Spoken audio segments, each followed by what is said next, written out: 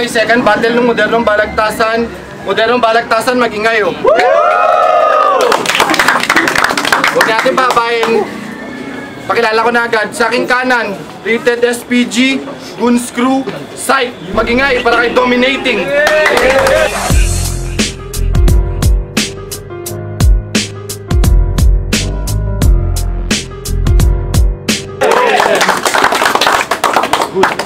Sa kaliwa, Southside Pride, magingay para kay Lil Mas.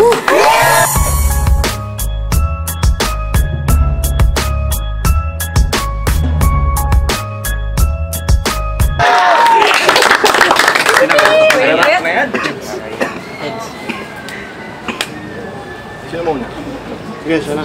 Okay, isang minuto kay Dominating. Yo, una sa lahat, ba't ba lahat ng sakit mapatapat? German silang lahat. Una ko nakalaban, half German, half Shepherd. Ngayon naman half German, half cat. Pero wala nang kaso sa akin yun. Ang magbasura ng kupal yun ang aking intensyon. Kaya para ka ngayong ginibang bahay, ituring mo tong demolisyon. Ba't mo ba kasi pinasok tong teritoryo ko, tol? Para ka lang China na inahangkin ng Scarborough Shoal. Pero sa bandang huli, ako pa rin na magwawagi. Kasi alam naman ng lahat na ito ay aking pag-aari. Pero pag ikaw ang nanalo, makakatikim ka ng kantsaw. Kasi halatang luto ang laban, parang Bradley versus Pacquiao.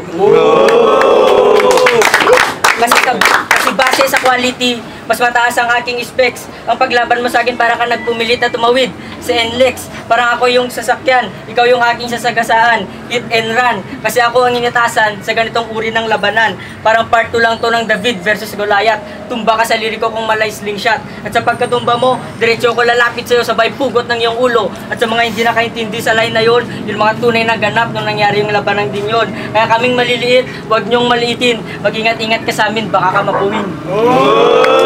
Time! Okay, isang minuto kay Lilmar. Tol, nung una napaisip ako kung sino yung dominating na makakalaban ko. Kaya hindi mo maaalis sa akin na i-view ko yung Facebook mo. Dominic Buendia, yun pala ang tunay mong pangalan. Tangina, tunog pa lang halatang halata ng makasalanan. Balita ko nung bata ka, itinakwil ka sa bahay ampunan. Paano ba naman kasi kahit yung madre, tinangka mong bosohan? At sa sobra mong kamanyakan, hindi yun ang tunay na dahilan. Yung totoo, nahuli kang hubad-hubad, sinesex trip mo yung sarili mong unan. Kaya pala nagpistulang pulputats yung unan mo kasi parutungod yung iniwan mo. At pare, sa sobra mong kasigaan, labas-pasok ka sa kulungan. Paano ba naman ninanakawan mo kahit mga sarili mong kaibigan? At sa sobra mong kalokohan, pumunta ka pa ng simbahan, pati ba naman yung pare, tinangkad yung tukutan. At aminin mo, ayaw na ayaw kang kasyat ng mga katropa mo. Kasi kahit yung lighter at shot glass sinisindikato mo. At pagdating naman sa sigarilyo, lahat din sila galit sa'yo. Paano yung iba tinatago mo? At sa sobrang walang kwenta, pare, pag nagja-jam kayo, lagi kang walang dalang pera.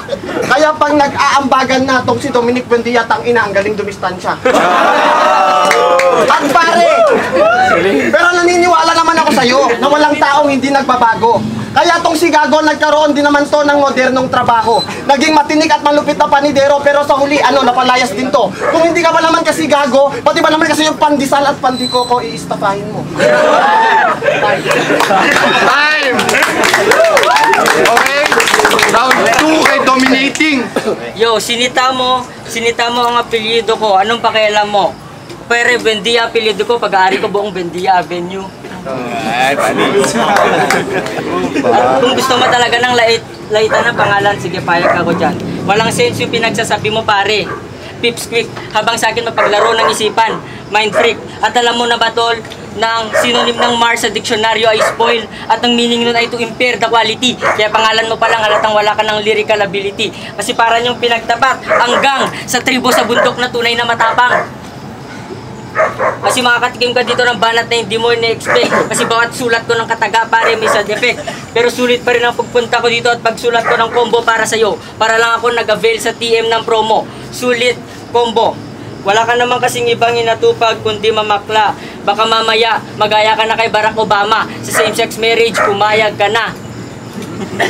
Same-sex tumapat ka pa talaga kay Dominating. Halata namang isa ka lang sa mga assuming. Simot sarap ka lang sa akin, parang buffalo wing, mainit mga lines ko, pare. parang hot spring. Palong-palo ang bawat lyrics, baseball swing. Ano, nainggit ka na ba sa mga sinulat ko? Kasi mga nakakabanong generic jokes lang alam mo. Pare, alam mo, hindi ka asensyo sa paglarap kung hindi mo babaguhin yung estilo mo.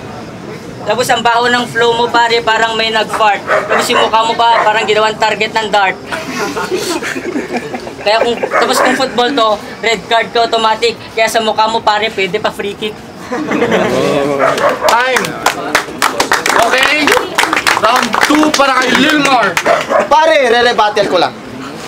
Oo, aaminin kong may pimples ako sa mukha. At least hindi ako tulad mo, dyan sa pet mo, tinubuhan ka na malaking piksa sa gitna. At pare, may nagsabi sa akin na mahilig ka raw pumunta ng lamay kahit hindi mo naman kaano-ano yung namatay. May nalalaman ka pa raw pahawak-hawak sa kamay at feeling nakikiramay. Alam naman nung may bahay, ang pinunta mo lang doon yung kape at tinapay. Huwag ka lang kasing mag-feeling good boy kasi hindi mo bagay. Pero sa sobrang lupit mo pare, believe na talaga ako sa'yo. Akalain nyo, pati sapatos ng patay nanakaw mo. Kaya mga pare, maghanda-handa. Baka kayo mabigla, pati mga biglang mga medyas nyo mawala.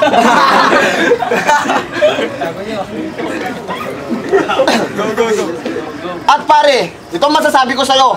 Kanina, sasabihin ko lang. Nag-post ka sa modernong balagtasan, sinabi mo, may sakit ka at hindi ka makakapunta. Sinungaling ka. Ayaw mo lang ipakita na matatalo kita. At kanina na naman, nakita na naman kita sa plaza. Tangina, halatang dumidiskarte ka na naman ng pera. Dominic, grabe ka. Pati ba naman yung tindera ng tilapia, tinira mo pa. Okay, round 3. Round 3 kay Dominating. Hoy, hindi ka marunong magbasa. Anong sinabi kong hindi makakapunta? Sabi ko mahal ko ang paglarap, kaya ako pupunta kahit may sakit ako. Kaya ang paglaban mo sa akin at mananalo ka, basa ka pa. Wala naman kasing sense yung pinagsasabi mo pare. Puro kalokohan. Kung ikukumpara yan sa akin, kompleto elemento, parang periodic table. Sintatag ng bawat lyrics ko pare yung Great Wall. Sintatag ng bawat lyrics ko pare yung Great Wall. Kaya di ka pa wag ka nang sumunod sa yapak ni Miko at ni Son kasi ako na ang sisira ng record mo ngayon. Kaya di ka pa nakakalayo sa tinatahak mong daan, pipigilan na kita. Short stop. Kasi basura lang naman yung mga liriko mo. Junk shop. Ibibitin kitang pitiwarik. Flip top. Doon kita sa dulo ng puno isasabit. Tree top. At pagbubugin kita dire-diretso. Non-stop. Hanggang sa ubuhin at himatayin ka. Cuff drop. At sa paggising mo mula sa pagkakabugbog, ibibenta na kita sa pet shop. Ibenta na kita sa pet shop. Kaya ang patayin ka sa ligang to, so easy. Yung pagkamatay mo, hindi na malulutas kahit ng autopsy. Kasi mabilis ang utak ko pare. Pang impromptu. Tagos ang bawas lyrics sa'yo pare. Pass through. At para lang magets mo ako, kailangan mo pa mag-book review kasi maluwag na tornilyo sa ulo mo pare. Gamitan natin ng Allen screw. Kasi wala ka naman talagang laban sa mga taga-site crew. Kasi parang Miami Heat ang lines namin pare. Napapatu. Parang Miami. Kaya talo na tong kalaban ko. Pakikalat na sa text. Patay na to. Sinong next? Time. Okay. Huling minuto kay Lilmar. O sige, baguhin natin na rima, magiging tunay ako na Makata. Pare, babalatan kita ng pinakamalupit na liriko dahil ngayong gabi magtra-transform ako na malaismaglas ang dating ko. Pare, hindi mo ko kayang pantayan. Kahit lagyan pa natin to ng pusta, hindi mo ko kayang sabayan. Dahil bago mo ko matalo, marami ka pang kakainin bigas. Pero paano ka makakahabol kung laging kinakain mo solo bayabas? Kaya wag kang mag-aangas at tumastang parang batas. Dahil pare, para sa akin, bulbul mo lang yan tumitigas. At kung idol mo si Delo at feeling mo matatalo mo ko, bakit hindi ka magpaswero sa ulo para malaman mo na para sa akin ang laban na to? At bago matapos ang duelong ito, pare, may tanong lang ako sa'yo. Bakit sombrero yung profile picture mo? Ayaw mo bang ipakita yung jolog sa mukha mo? Talagang pangit lang talaga lahat ng kuha mo sa profile picture mo. At tumitin bakit ang payat-payat mo? Ganun na ba talaga ang sintomas pag-addict ka sa bato o talagang wala ka lang makain sa bahay nyo?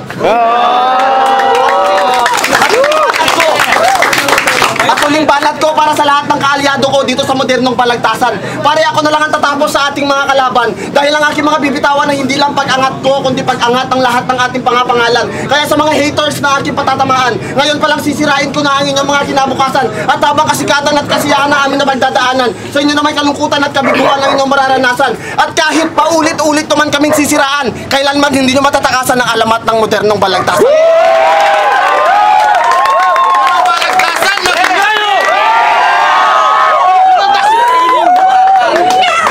Okay, red doors muna. Next, Nimbus versus Paltug!